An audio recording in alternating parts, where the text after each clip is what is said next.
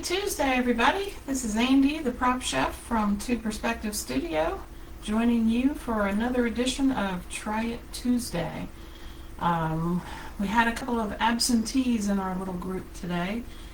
Jess from Jess's Custom Creations was not able to be with us, and there will not be the mother-daughter duo of Marie and Nicole after me. So I'll be the last one for today. We had Cece and Jan. Cece is Dragonflies and Hearts, and Jan is Jan C's Designs. They were in between there, so if you need to catch a replay, I'm sure that'll be available. I got some new lights in the studio. If I'm squinting a little, that's why, because these lights are ginormous. They are 24 by 24, and I have two of them hanging out on either side of me now. So I'm hoping you'll be able to see things a little better, a little clearer. I've had trouble with some of the colorations not coming through because of my lighting that was bad in here. So I'm hoping this will correct all of it. These are some pretty hefty lights, but they do make me squint a little bit because they're pretty much right on top of me. But I hope it helps the view anyway. So today I'm going to be doing something a little bit on the weird side, I suppose you could say. I like to do as many savory items in the realistic fake foods as I do the sweet items. Actually, I think I probably do more savory stuff than I do sweet stuff, if you really want to count it up. I have been studying some new techniques on things, and I've got some goo on my desk. That's going to drive me crazy if I don't get it off.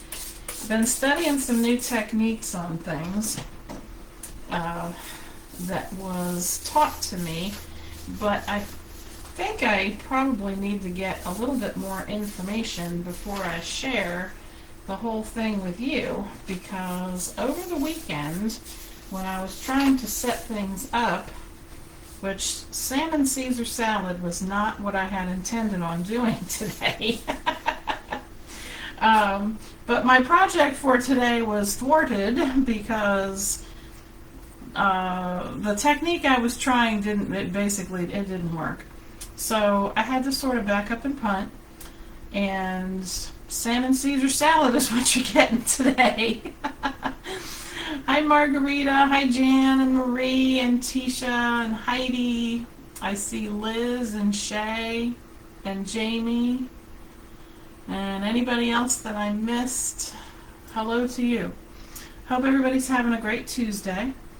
So I'm going to tell you sort of about this new technique, but then I'm going to show you where I don't quite have the hang of it yet, or I'm missing a piece of information. I'm not sure which. It has to do with the salt dough. This whole time, for the last couple of years, I've been using the traditional salt dough method, which is basically 2 cups of a regular flour. I use a particular kind in the mixture that I sell that has a little less gluten in it. So it creates a little bit of a smoother consistency when the salt dough comes. But the basic recipe is 2 cups of this low gluten flour to 1 cup of salt, and then you add 3/4 to 1 cup, depending on your humidity level, of a warm water or a coffee or a tea, if you want to change the color or anything like that. But that's basically the recipe. I always advise that you add a little glycerin or a little bit of vegetable oil or something like that, maybe a tablespoon or so in the batch. It just helps with the elasticity and so forth. And then basically all you do is knead it like you would a loaf of bread and roll it out or shape it however you want it, and then you can bake it, you can sun dry it, you can air dry it, however you want to do it. So the basic recipe is fairly easy to use. I make a lot of things out of the salt dough. So I was privy to this new technique, which involves a couple other ingredients mixed in with the salt dough, different proportions of the flour to salt mixture, and you actually cook the mixture on the stove before you dry it in the oven. So it's basically a totally different technique than I've ever seen before. The result, from what I was told, was way more like a baked good, which I've been trying to achieve the whole way along. You know, the more realistic I can make it, the better it is. It just has to be structurally sound. So I was trying to make some tart shells and pastry sort of items out of this recipe that I had gotten, and it was a total disaster. I tried several times, and I must be doing something wrong, or I'm leaving something out. I'm not sure which. I'll get to the bottom of it, but it didn't work out. But I did have some of this cooked salt dough mixture left over from my attempts that I stuck it in the fridge. I just left it alone. And I thought, I'll go back to it later and figure it out. So I was thinking about it this morning, what am I going to do, yada yada. And then I remembered my little ball of salt dough in there. And I had remembered that I had wanted, and I've wanted for a long time, to do a piece of salmon, to see if I could get the scoring in it correct and the color correct, and see how I could do it. And then I thought, well, what about a salmon Caesar salad? And I could make some rustic croutons out of the salt dough mixture to see if I could get that to work. Kind of worked, kind of didn't. So I know these are on a funky paper towel here, but I'm going to show you. Let me get a dark piece of parchment here. And I'll put that up on the parchment. And you can see it a little bit better. I feel like I'm still getting some glare. I may have to adjust the lights a little bit. So, with this new technique, the salt dough actually puffs. You see this hollow area here? This is puffed salt dough. It puffs up and it naturally browns. I did not paint this. This is what happens to this new technique of salt dough. It's kind of like, almost like pizza crust that bubbles up like that. Now, it was like this. I tore some pieces off to make like a rustic crouton kind of thing. The dough was very cold, and I was thinking, well, that's good. It won't run, it won't melt. Because sometimes if your salt dough isn't quite the right consistency, it just sort of runs. It expands out like if you don't refrigerate your sugar cookies before you put them in the oven, they all expand and stick to one another. I'm sure you've had that happen. Kind of the same thing that was happening here. But I tore off some pieces and I made them sort of semi-cube-like, but I was going sort of for the rustic variety. But what happened was it cooked like this. The bottom of it spread out. The piece that I molded looked like that, but the bottom of it, see how this is hollow underneath, the bottom of it came out and made its own little bubble to the side. So I had this odd looking thing. I opened the oven and I went, well, that's not a crouton. But then I was able to take and pull off, before it dried, I pulled off the top of these. So I actually do have, they're all hollow underneath, but I do have 5 distinct croutons that I was able to make out of this. Now the browning on that, I have not painted this. Normally with salt dough, you have to paint it, shade it, airbrush it, do something to it, or it's just that base white color. It doesn't get brown in the oven. This salt dough mix gets brown in the oven, just like a regular, like a pizza crust. That's what I'm thinking when I'm looking at this. It looks like a pizza crust. Even the bottom's brown, or like some kind of puff pastry or something like that. I mean, this really puffs up. One of these croutons, this one here, I put a little glaze on it, some gloss glaze, and I sprinkled a little parsley on it to make it look like a garlic butter crouton that you would find on a Caesar salad. So I am going to use these in our project today, and I was just showing you the aftermath of my my issue. I really don't know what I'm doing wrong. I'm going to have to go back and ask some other questions and find out. Before I let you in on these new recipes, I want to have them right, believe me. I don't want to tell you about things to do and then have you ruin a bunch of product. I don't want that. That's my job. I'm the one who needs to ruin the product, and then I'll tell you the good information.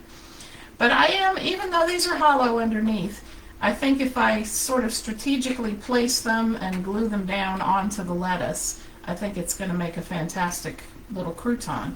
And I love that they naturally brown in the oven. I've never had salt dough do that before. I've never been able to brown salt dough, ever. So I'm kind of excited about this new recipe. I just have to figure out, I think it's time and temperature sort of thing that I'm not getting right. So I'll have to figure it out. Anyway, I have some, these are a fabric lettuce leaf. They come in a bunch. I source these out and I buy a bunch of bunches at the same time. But it's hard to find the fabric kind. A lot of times now you find rubber lettuce leaves. I don't care for those at all. But these fabric ones I do like. And one time I was able to find them in the floral section of Hobby Lobby, but it's like, it was where the succulents were, the fake succulent stuff. They had some of these lettuce bunches. I haven't seen them since then, so I'm not sure if they're not going to carry them anymore, or maybe it's just certain stores that are going to do it.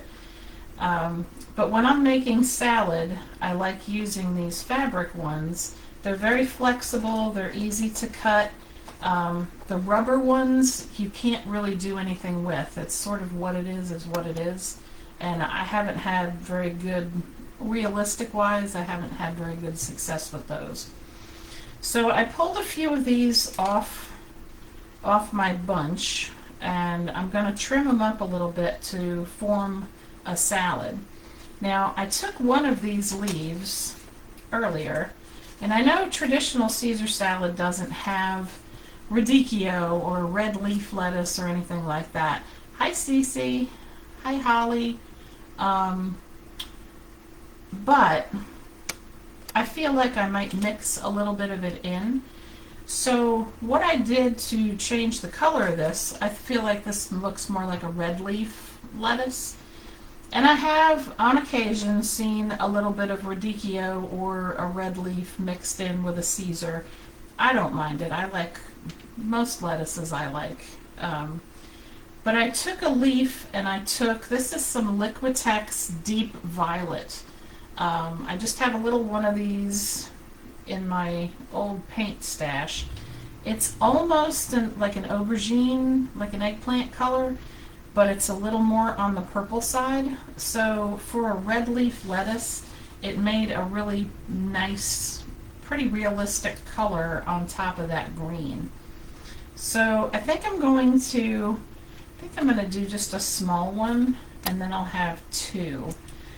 But I just flattened it out and applied just a little bit, little pea-size drop of this deep violet, I'm sorry, it's deep violet. And that's from Liquitex. And I'm just going to take a wet paintbrush, not saturated, but, excuse me, sorry about that. just a little bit of water on a flat brush, and I'm going to brush that paint right onto the leaves here. And I'm going to change it from a green leaf to a red leaf. Now, because you have that green base color, it sort of shows through.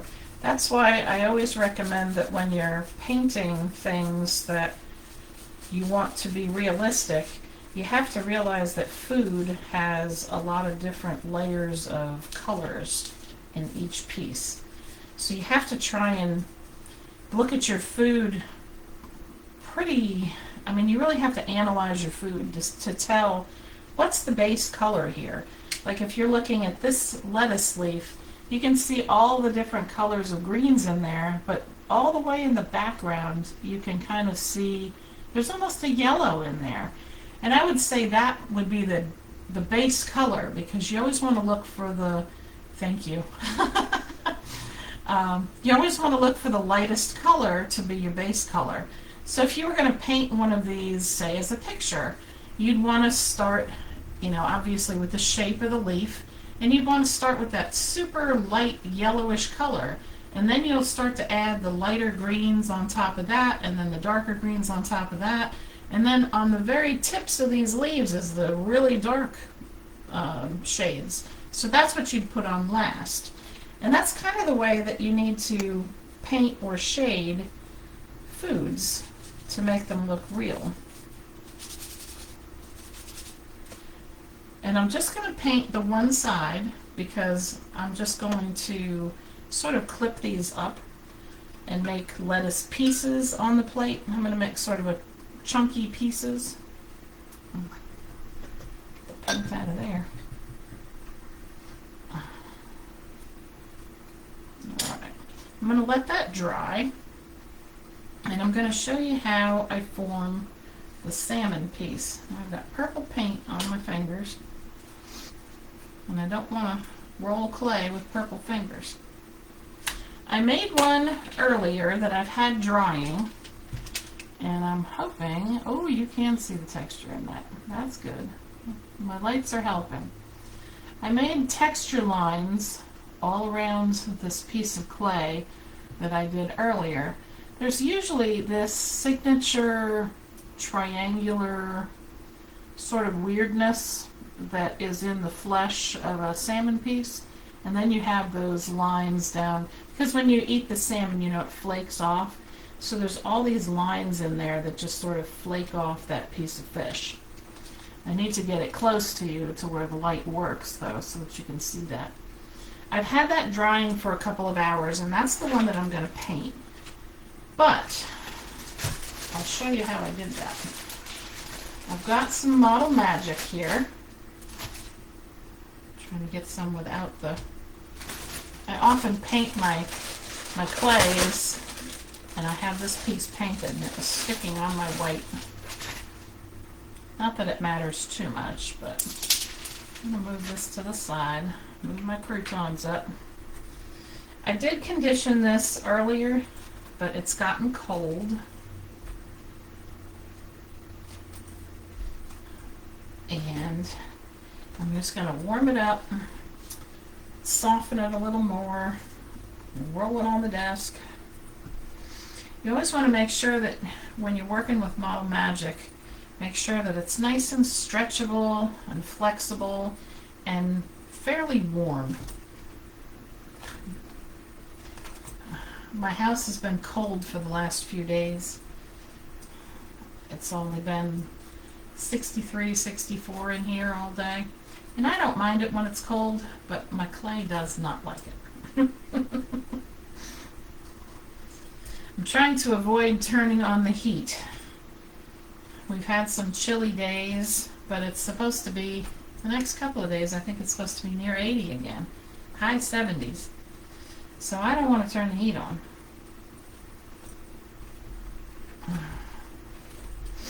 Alright. So I have this pretty warmed up and more flexible. Now I'm going to roll this and keep squishing it together and rolling it out and squishing it together until I get rid of all of those lines that are in there. See, I've got those lines because I was pulling it and rolling it around each other. I'm going to try and get that out of there so that I just have one smooth log of clay. It doesn't take too long to do it.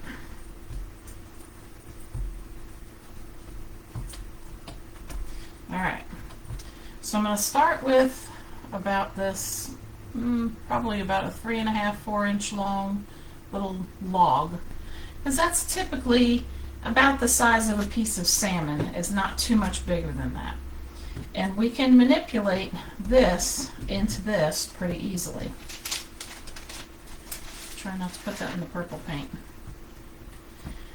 So all I'm going to do is flatten slightly, but more on the sides, and I'll use the heels of my hands.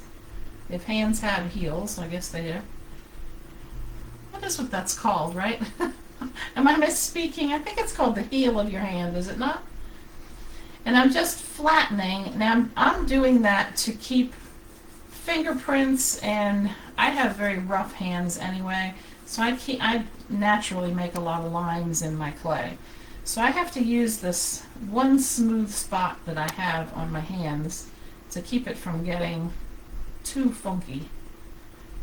So usually in pieces of salmon you'll have that raised part on the top, and what I did was I looked at some really good pictures of cooked salmon before I did this, and I just wanted to get the shape of a salmon fillet, you know, nothing major. Whatever you would see naturally on a salad was what I was going for. So I'm going to sort of press this down just a little bit on each side and keep that raised portion in the middle. And keep it pretty square, you know, rectangular, I guess, up and down like that. So that's an easy, like very easy, you know, you don't need a mold for it. You can do it pretty easy with your hands. Very easy little project, I think this is. So the first thing I did with this little mountainous little line thing that's there, I used my needle tool, this one. You can use the end of a, you know, anything that you can score with.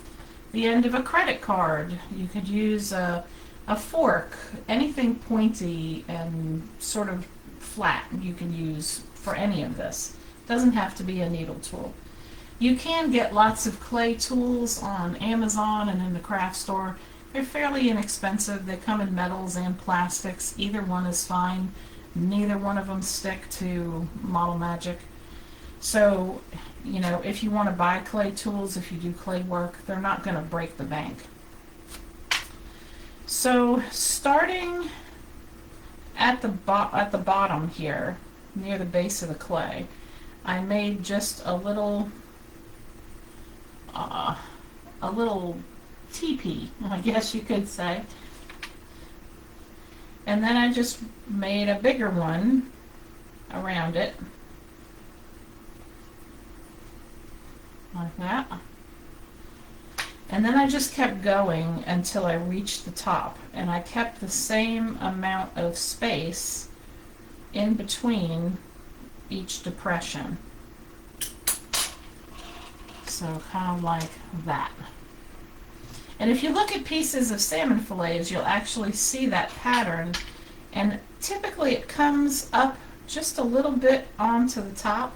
So I'll make my last one to where it shows on the top. And you can make them go up a little bit more if you want to. If you see another picture on there, if you Google it or you're looking at a magazine or anything, and it goes up on the top more, make it go up on the top, however you like it. Or if you make salmon for dinner, maybe take a picture of what's on your plate or a couple of different angles so that you can see all those little scores in your piece of fish. Kind of like doing your homework. I'm just going to depress and make sure that they're all the way down to the bottom on the side. And then I'm going to go along the top and just sort of wiggle a little bit until I get to the other end. And I'm going to do the same thing, keeping, like I said, about the same distance in between each line. And I'm just going to keep going like that. Ooh. Making the same, and I'm probably doing maybe 1/4 of an inch and just making a couple little swirls here and there. Because when I look at my picture, that's what I see. And I'm not indenting them a ton, but enough to where you're going to see it. I'm just going over the whole thing like that. And then when I get to the side, I'm going to change directions. I'm going to come up to this other side here. I'll finish this one. I've got the top done. And when I come up to the side, I'm going to change directions and come down with it. And make those same kind of line there. And then there we go. I'm going to have to make some adjustments to the lights. I swear these lights are going to drive me insane. I thought I had them. Might be because I left the top light on. Maybe it's interfering. So I came down with slanted lines like that, and then I'm going to go back and start my lateral lines one more time.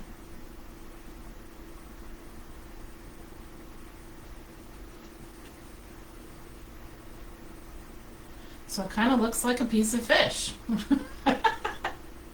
So I said this isn't a difficult project at all. This is probably actually one of the more, I mean, it sounds complicated, but it's definitely not. I guess the croutons are probably the most difficult part.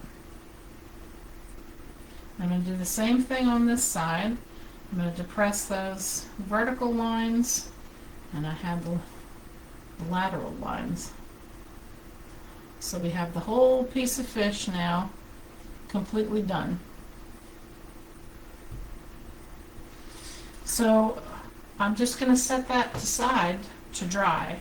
I've had this one drying for probably 4 hours maybe, and it's got a hardened shell on it. It's definitely enough for me to start painting it. And I think before I paint, I'm going to work on the salad again. And I'm going to move this guy over here. I'm afraid I'm going to stick something in that paint there. So I'm going to fold that over. I'm going to take my fabric scissors. I don't know if you guys have fabric scissors, but I have scissors that I only use on fabric, nothing else. I have 47 pairs of craft scissors, but only 1 pair of fabric scissors. Now, because these are fabric pieces, I'm going to cut them with my fabric scissors. Now, Caesar salads, hi Donna. Caesar salads are typically chunkier pieces of lettuce. It's mostly romaine, and they really kind of chunk up some romaine. Ouch. Sharp fabric scissors. Now I'm trying to do this as like it would look like a dinner salad.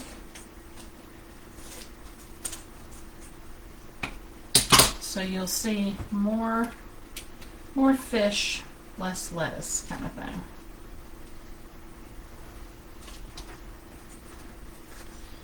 And with these larger ones, I typically cut right up the center, and then I'll chunk off to the sides a couple of times. They actually get bigger. They're bigger on the outside, and then when you get to the middle of the bunch, they get smaller and smaller. So I'm just going to arrange these on the plate. It's where it kind of covers it naturally. And I'm not going to worry about gluing these down right now because we're going to make our Caesar dressing, which is sort of Caesar dressing is kind of creamy looking, off-white. You know, it has garlic paste in it and pepper and anchovy paste and all the yummy things in Caesar dressing. So it's sort of an off-white color that you can't see through it. Donna, the lettuce is made out of fabric, actually. These are bunches that I source from a company, but I have found them a couple of times at Hobby Lobby. A couple of times. Actually, I think it was only one time. I'm misspeaking. I think I only found them at Hobby Lobby once, and it was near the Fake Succulents. Usually you find a lot of rubber lettuce, and I don't like using rubber lettuce. It's very off-putting for me. And it's not easy to work with. So I think maybe I'm not going to use this piece on this salad. I'll save him for another one, because I usually do multiples of whatever I do. I'm just going to put a couple of pieces of the red leaf in here, and then we'll put our croutons on later. So let's see, maybe we should make some dressing first and get that down. Then we'll paint our salmon and we can plop him on there. So I have a silicone glue. You can find these in lots of different places, including Amazon. Several different companies make these. This one happens to be the Basic company. It's Bazic. I'm not sure what I'm doing there. Let's see. I don't have.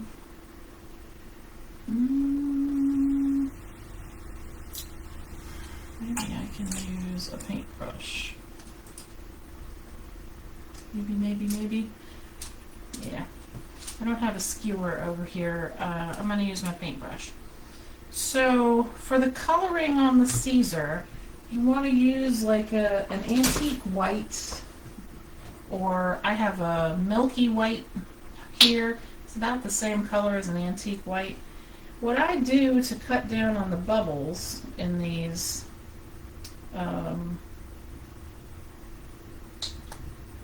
silicone glues is I add the paint to a whole bottle. I will color the entire bottle whatever color I want it, and I just keep them on my desk and I use them.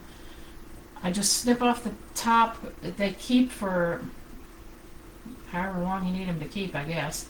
I haven't had any go bad before I finish using them. I'll just drop some paint in the top, or food coloring works with this particular glue as well. So if you're looking for something with a lot of color in it, you can use the food coloring. Just use a skewer, or like I'm doing, a little paintbrush, and you can just mix this color right in the bottle and keep it for however long you need to.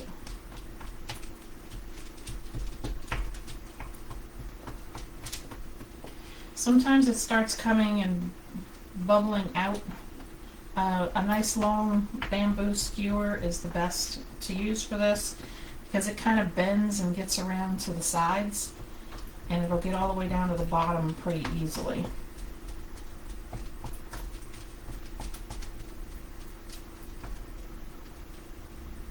Now, if you don't want to ruin a whole, I'm not saying ruin, but if you don't want to color an entire bottle of silicone glue, if you're just going to do this like be a one and done kind of thing, put it in a little 1 ounce medicine cup and you can just pour it onto your salad from there. You definitely don't have to color the whole thing. Now, if you're trying to get silicone glue off of your utensil, use a little alcohol spray. Put a little alcohol on a paper towel and just wipe it right off. Because it's silicone based, so it's only gonna come off with something like alcohol. I'm gonna snip off the tip to this thing. And they always come with these attached tops that you can put on them.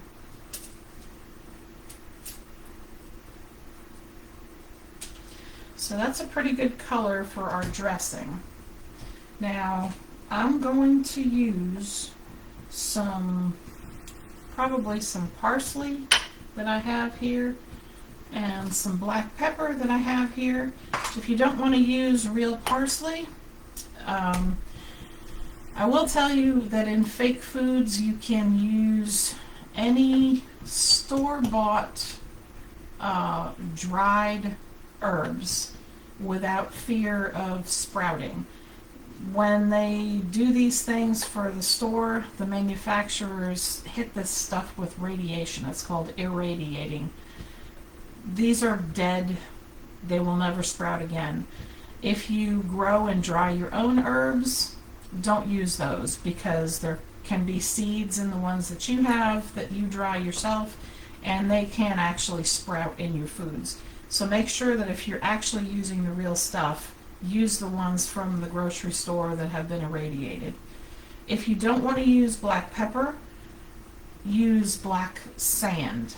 You can find that just about anywhere. It looks just like pepper, just use it in small amounts.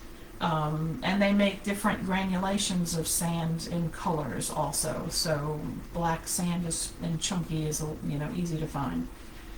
If you don't want to use parsley, you can use ground reindeer moss. Same sort of thing. That reindeer moss comes in a whole variety of colors, and you can just grind it up or chop it real fine with a scissor. Put it through a spice grinder that you have maybe in your crafting area. Don't use the same one that you've used for food or coffee or anything like that, obviously. But you can grind reindeer moss into whatever color herb you're trying to go for. So that's just if you don't want to use the real thing, you don't have to. I'm going to put a little bit of this dressing on our salad. And this is going to adhere the lettuce because it is a glue. And it's going to obviously look like dressing.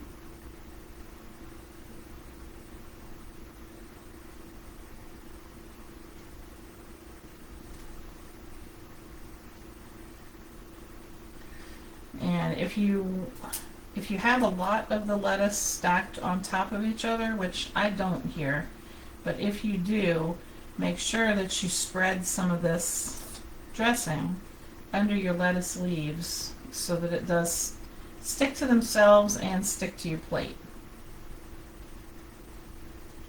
Alright. I'll put that aside for a minute. I am going to add just a little bit of this herb while that's good and wet, just so that it looks more like you've got an actual dressing on there. And I'm also going to add a little bit of, this is red pepper flake. There is an orangey reindeer moss that looks like red pepper flake when you grind it up. And the seeds that are in it, you can use fake sesame seeds. which is one of the things that I sell. I sell them in the white and the black separately. I have this one mixed right now. I sell poppy seeds and sesame seeds, so if you ever want the fake ones on there, you can get those from me. I'm also going to drizzle just a little bit of this black pepper right in there. Now when this is dry, I'm going to have to sort of shake the plate off because there will be a little bit of loose pieces there. So I want my salmon to sit sort of right in the middle of the salad, just like you would get in a restaurant. So I'm going to put this up here for just a minute. The lettuce over here. And I'm going to pull my salmon over. So I did an order not too long ago. It was probably several months ago. I don't remember exactly when. I did a large order of cocktail shrimp. Very large order. And I had to airbrush them because there were so many. I'm not going to do airbrushing today. My machine is pretty big and it makes a lot of noise. I haven't figured out how to actually airbrush while I'm live and so that you can still hear me. But the paint color that I used was basically a light pink, which this is the Liquitex Basics light pink. And I'm just going to use a little bit of that in here. And then I added some, this is the Master's Touch, it's just plain orange. Now I didn't add too much orange for the shrimp, but I think salmon might be a little more orangey. I may need to add a touch of red. I'm not exactly sure. Let's see, I have one of my little stir sticks here. Let's see what color we get here.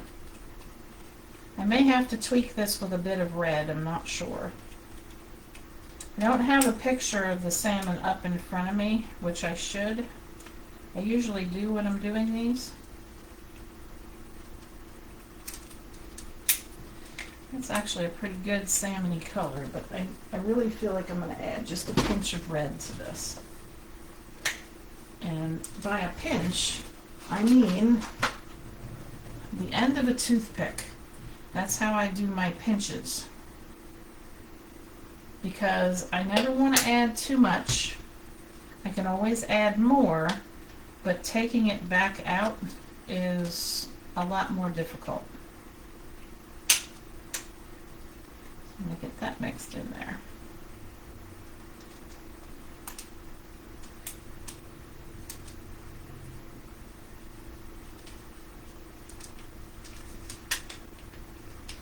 Maybe just a little bit more.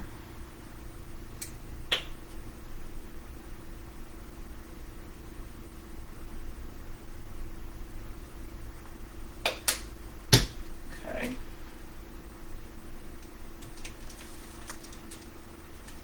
Sometimes mixing the right shade for what you're doing is the hardest part.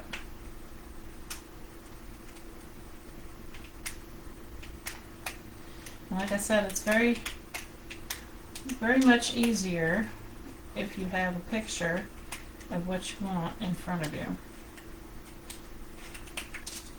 Alright, I'm going to take my flat brush again. And this is what we have. I think that's a pretty decent salmon-y color. I'm going to take the paint off of my little spatula here. I'll clean that in a minute. I'm just going to start painting this. Now I want this to look like a cooked piece of salmon, so I will be shading this over the top with a slightly darker shade. But we have to get our base color on first. I'm going to grab a glove.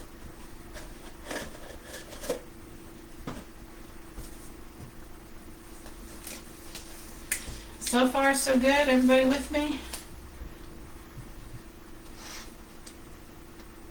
If you have any questions, just shout them right out.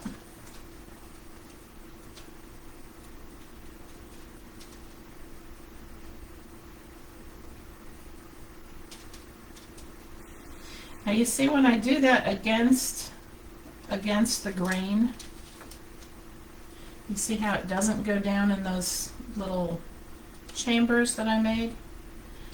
This base color, I want to make sure that it does go down in those chambers, but the top color, which is going to be our shading color, I'm just going to go against all of those grains. So I'll be turning my brush to go against those chambers so that the shading color stays on the top and doesn't go down to the bottom, if that makes sense.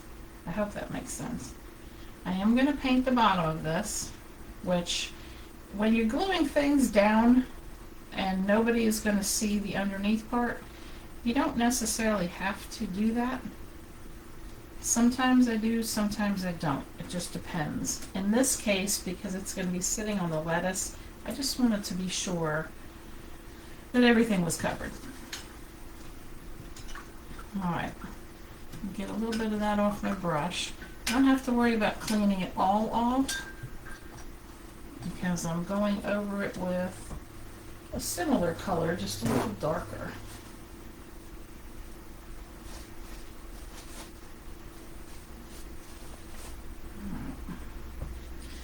So I'm going to take this red again, clean off my toothpick. I'm going to pick up some more of this red and add it in there.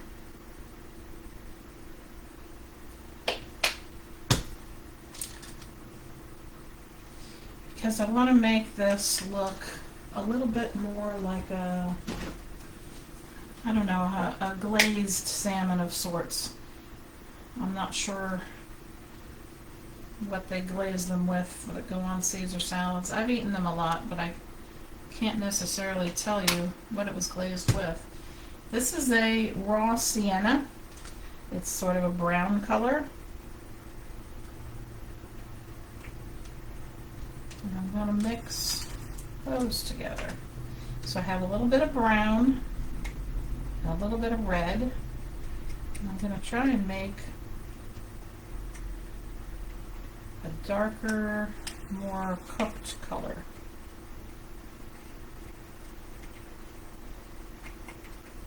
That's nice.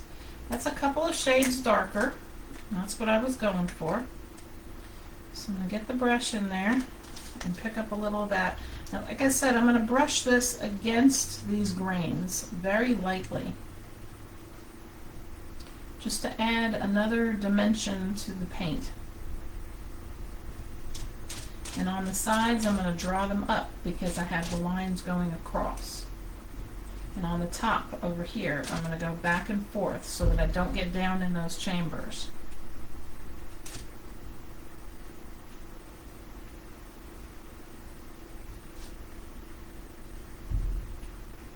Same thing on this side.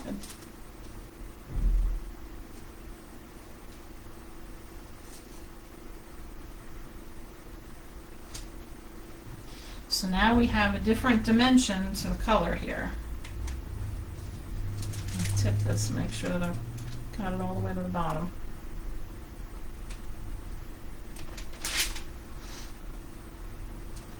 Alright. Like that. So I think I'm going to use a little bit more of, I'm going to let this dry for just a minute, and then I'm going to use a little bit more of the silicone glue, maybe, I think, to create a shiny, brownish, translucent glaze to go over the top of this. And I've got an alcohol ink here called Ginger. This is from the Ranger Company. And I think I'm going to take a little bit of, because I don't have any glue in here other than this, but I think I'm going to take a little bit of this in a cup. I don't have a ton left in this bottle, but I don't need a lot. And I'm just going to add some of this to it. Let's save that. See if I can get some to come out here.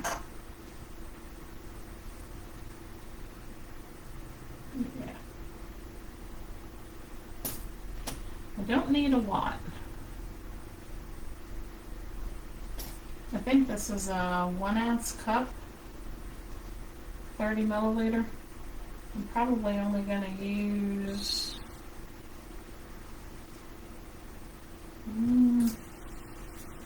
not much.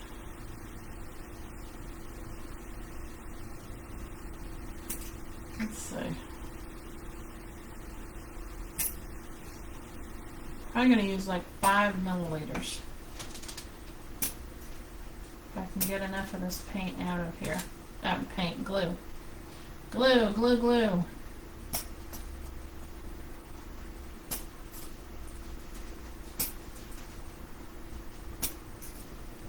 It's coming out slow but sure.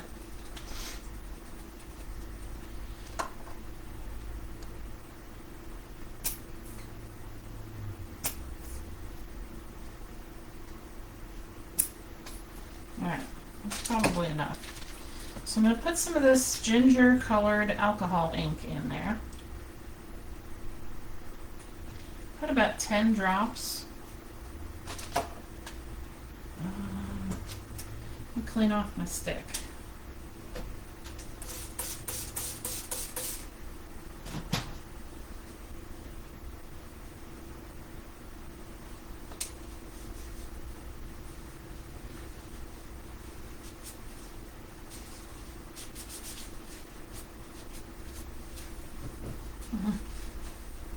Just keep making a mess here. Alright. Let's see what that looks like when we stir it around. I'm going to stir this gently because I don't want to add a lot of bubbles to it. Silicone glue is sort of notorious for bubbles, air bubbles. So you have to be really gentle with it. And that's one of the reasons why I color the bottles and let them sit, because it dissipates the bubbles before you have to use it. That's a nice amber color, I think. I think that'll be nice as a glaze on top of this. But I'm not going to glaze it just yet. I'm going to go ahead and position it, even though it's still probably a little bit, maybe a little bit tacky. I'm not too concerned about that. I'm going to put some more of our fake dressing right where he's going to sit. Right in the middle here.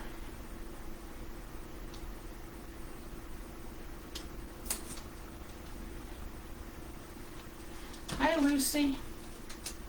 It is Lucy, isn't it? Pretty sure.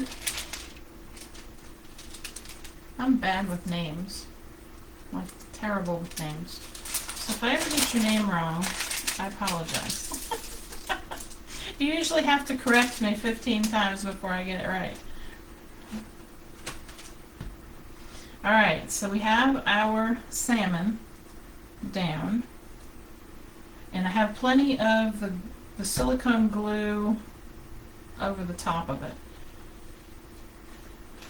I'm going to take, let's see, I need to put some stuff. I did this one crouton. I put a little bit of gloss glaze on it and a little bit of parsley. So it looks like a garlic butter crouton. And that was the look that I was going for. I'm going to need a very clean brush here.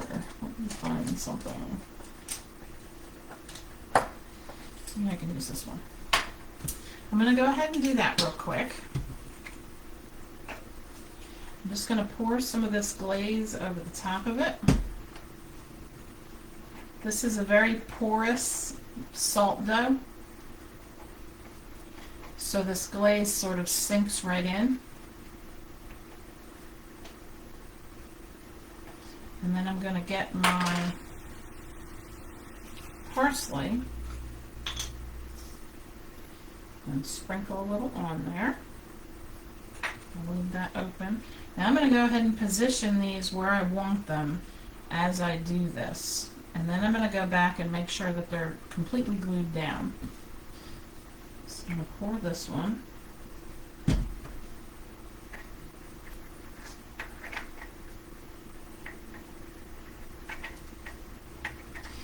also glazing these for strength of the item.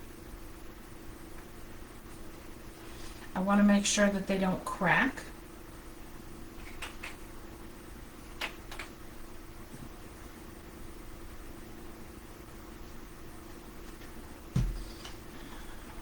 And the more acrylic glazes you put over the top of things, the better off you are when you have to ship them,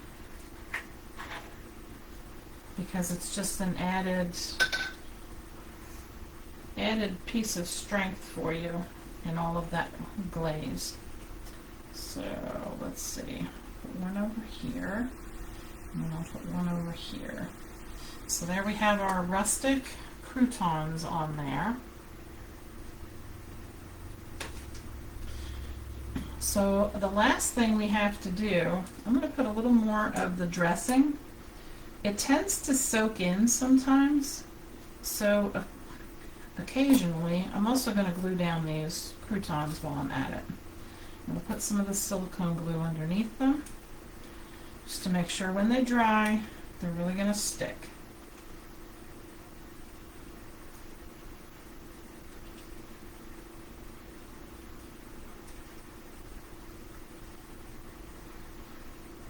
Make sure my herbs are nice and stuck.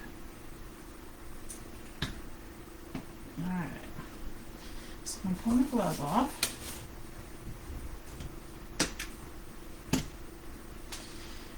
So I've already seen where some of the air bubbles are coming up on my silicone glue that I just made. But I'm going to be extra careful. A little piece of parsley there.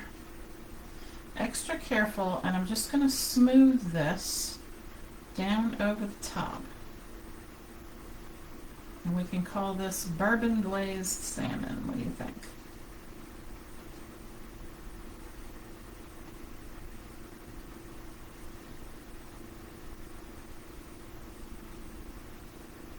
If you smooth it with something like a popsicle stick or a this is one of those acrylic spatulas, it sort of depresses the air bubbles out of it.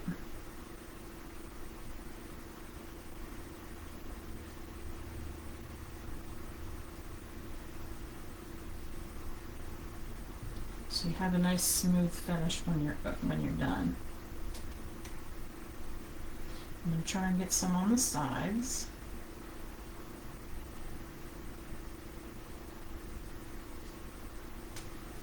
Flip this around. I think I have just enough to do this side, which is fantastic.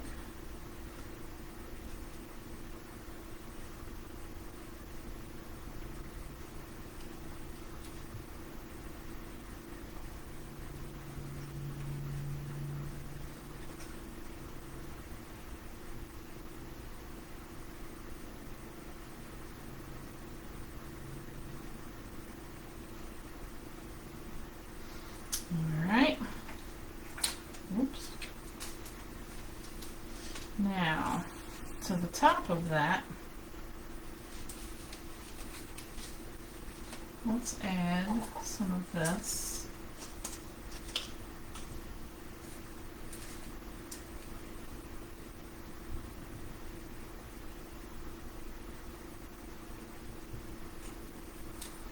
And then we'll add a little bit of this.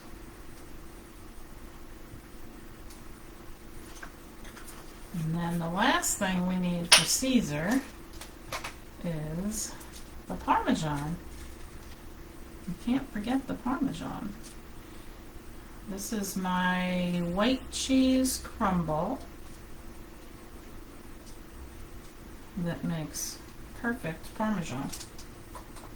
You can tint that if you need to, but I wanted it to be white since we made the dressing a little bit tinted off-white. Missed a spot over here. There we go. So, there we have our salmon Caesar salad with the rustic croutons and the maple glazing. What do you think?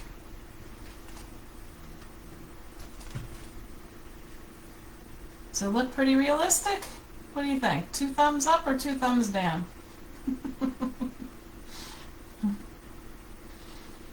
You'll have to tell me what you think. I think my lights are allowing you to see a little bit better the grooves in there. I love the croutons. I think that's my favorite part, is those rustic croutons. And the fact that they brown themselves. I think that's really nice. So what do you think? Are you going to make some salmon? Or is that a heck no? I never know. You guys are always so quiet.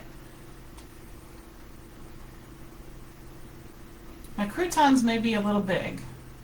Not sure. Oh, there's my hubby. He says 2 thumbs up. He always says that though. My lettuce will actually move on the plate. I'm trying not to bend it over too much. I think it looks pretty good. I'm pretty happy with it. I could make the croutons a little bit smaller, but I still like them. I like the rustic style. I think that's pretty cool. And I love the salmon. I love the maple glazing on it. I think it's pretty good. So I think this will be a keeper for sure. A lot of times I'll do things and they will hit the garbage. Where did I find this plate? This plate, where did I find this plate? I think this, I don't know. I am not sure where I found this plate, honestly. I know the square ones that I used for the chicken. I know you were in the chicken workshop. Those came from Amazon. These may have as well. I don't remember. I'm not sure.